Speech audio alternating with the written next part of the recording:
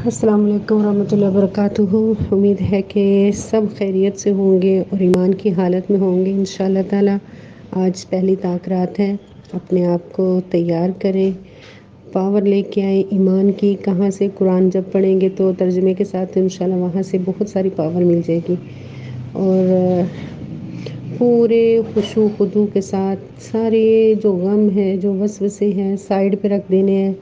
جب اللہ اکبر کرنا ہے تو سلنڈر کر دیں اللہ کے آگے اپنے آپ کو، اور یکسوئی سے نماز پڑھیں، نفل پڑھیں، اذکار پڑھیں، تسبیحات پڑھیں، اللہم انک عفو تحب العفو فاعف عنی، یہ پڑھیں، اور جتنی ہو سکتا ہے قرآن مجید کی تلاوت کریں، کثرت سے ذکر۔ سب سے بہترین حدیث، سب سے اچھا ذکر جو ہے، احسن حدیث کیا ہے؟ قرآن ہے وہ، ٹھیک ہے، اچھی بات سب سے۔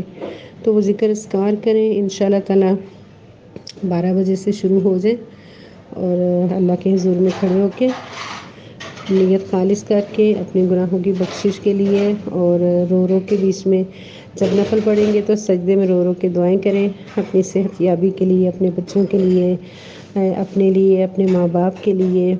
تو بہت ساری دعائیں کریں انشاءاللہ تعالی۔ پھر سحری کھائیں، سحری کھا کے اشراق تک بیٹھیں، اور پھر اس کے بعد تھوڑا ریسٹ کر لیں انشاءاللہ۔ السلام علیکم ورحمۃ اللہ وبرکاتہ۔